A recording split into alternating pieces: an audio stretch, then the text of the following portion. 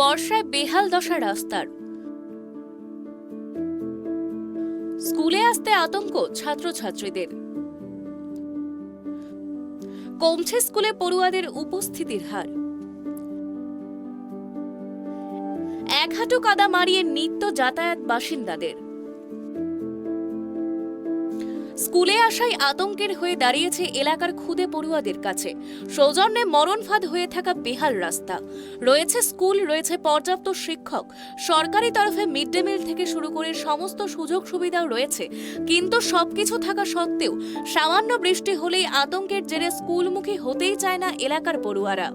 বৃষ্টি হলেই বাড়ি থেকে বেরোনো যেন আতঙ্কের হয়ে দাঁড়িয়েছে পশ্চিম মেদিনীপুর জেলার ঘাটাল ব্লকের ৩-৪টি গ্রামের মানুষের কাছে।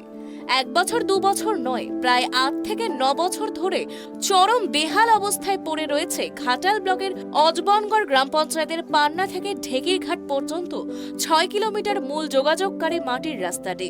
শিলাবতী নদীর কাছে সংযোগকারী একটি বড় খালের গা ঘেঁষে এই রাস্তাটি থাকার কারণে অধিকাংশ জায়গায় নেমেছে ধস। যাতায়াতের পথ অত্যন্ত সংকীর্ণ। সামান্য বৃষ্টি হলেই ভয়াবহ চেহারা নেয় গ্রামের সংযোগকারী মূল রাস্তাটি। বৃষ্টি হলে এক হাঁটু কাদা মারিয়ে নিত্য প্রয়োজনীয় বাজার হাট করা থেকে শুরু করে অন্যান্য কাজের জন্য বাধ্য হয়ে কোনো ক্রমে নিত্যদিন যাতায়াত করেন প্রায় 1000 খানেক মানুষজন। রাস্তায় অঞ্চল, হাট, বাজার, পিডি অফিস, দোকান বাজার, সব স্কুল সব। কিছুই কি হয়নি, কাজ হয়নি কিছুই? এই হবে হবে করে বলছে, হবে এই যেমন তেমনি পড়ে আছে। কাদেরকে জানিয়েছিলেন? যেমন এই আমাদের এখানে সব প্রধান রয়েছে, যারা সব দাঁড়িয়েছে তৃণমূল থেকে, সকলকে বলা হচ্ছে। বলছে হবে, এই হবে। কতবার বলেছেন? অনেকবার। কত বছর ধরে এই অবস্থা এখানে? প্রায় 8 বছর 7-8 বছর হয়েছে এরকমই। মানে এই কাদা রাস্তায় চলাচল করেন কি? না, এই কাদা রাস্তায় সবসময় বৃষ্টি হলেই কাদা। হ্যাঁ, এরপর তো সামনে দোকান ফোকান, বাজার টাজার, হ্যান ত্যান সব। তো ছেলে মেয়েদের স্কুলে পাঠান কিভাবে? এরকম করে যায়, কাদা হেঁটে হেঁটে যায়। পান্না এলাকাতে রয়েছে প্রাথমিক স্কুল, মাধ্যমিক স্কুল ও উচ্চ মাধ্যমিক স্কুল। ছাত্রছাত্রীদের পড়াশোনা করার জন্য একমাত্র ভরসা এই স্কুলগুলি। কিন্তু রাস্তার যা ভয়ঙ্কর অবস্থা, তাতে বৃষ্টি হলে স্কুলে আসতে চায় না তারা। রীতিমতো জোর করে স্কুলে পাঠিয়েও সবসময় আতঙ্কে থাকে পরিবারের লোকজন। কেননা কাদা রাস্তায় পা পিছলে গেলে বর্ষার ভয়ঙ্কর স্রোতে ভরা নদী খালে তলিয়ে যাওয়ার আশঙ্কা থেকেই যায়। তো রাস্তা কাদা হয়ে আছে। এই রাস্তায় কোথা থেকে কোথা দিয়ে যাচ্ছে? এটা আমাদের ঢেকিঘাট থেকে পান্না। কত কিলোমিটার হবে? কত হবে? 8-9 কিলোমিটার হবে হয়তো। দীর্ঘদিন ধরে এরকম হ্যাঁ, অবস্থা? দীর্ঘদিন ধরে এরকম। আমরা ছোটবেলা থেকে দেখছি এরকম। বৃষ্টি হলে এরকম কাদা বৃষ্টি হয়েছে? হলে কাদা।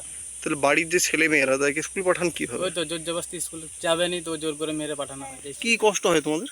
কাদা মাটি ওদের কষ্ট হয়। আচ্ছা, তুমি হেঁটে যাও না সাইকেলেতে যাও? হেঁটে যাই, সাইকেল নিয়েও যাই একবার দুবার। যেতে গিয়ে কি কষ্ট হয়?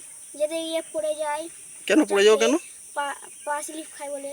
কেন, কাদা হয় থাকে বলে? হ্যাঁ বৃষ্টি হলে কি কাদা হয়? হ্যাঁ, কতটা রাস্তা এইরকম? অনেক। স্কুল পর্যন্তই? হ্যাঁ তাহলে বাড়ি থেকে তো আগে বেরোতে হয়, কাদা যদি হ্যাঁ। স্কুল যেতে হলে আগে বেরিয়ে আসতে হয়।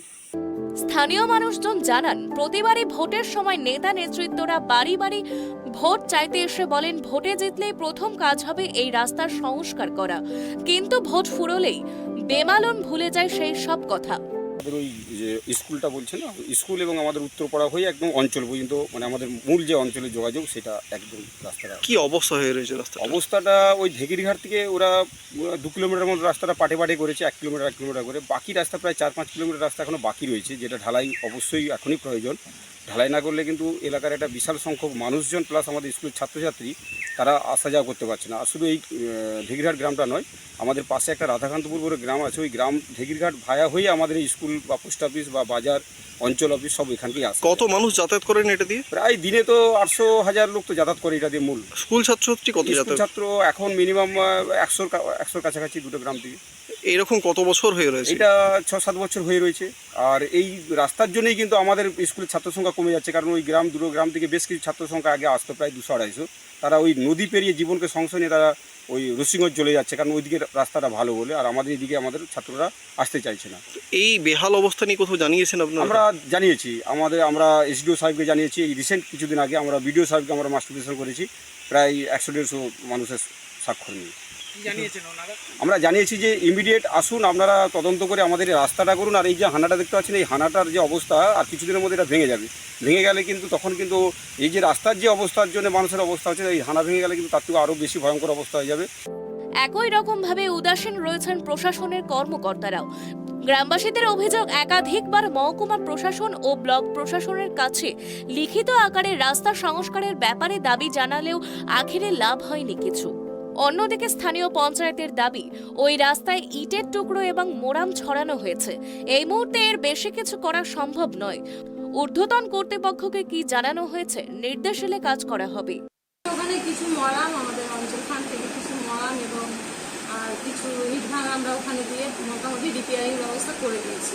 ওখানে কি বাঁধের গায়ে মানে যেহেতু জল যাচ্ছে সেহেতু বাঁধটা হানা পড়ে যাওয়ার মতো আশঙ্কা স্থানীয় বাসিন্দারা করছেন, যে কোনো মধ্যে ভেঙে যেতেও পারে।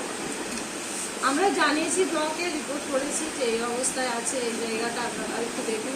আমরা ঊর্ধ্বতন কর্তৃপক্ষের কাছে জানিয়েছি বিষয়টা। এখন কবে এই রাস্তার হাল ফেরে, সেদিকেই তাকিয়ে পশ্চিম মেদিনীপুর জেলার ঘাটাল ব্লকের 3-4টে গ্রামের মানুষ।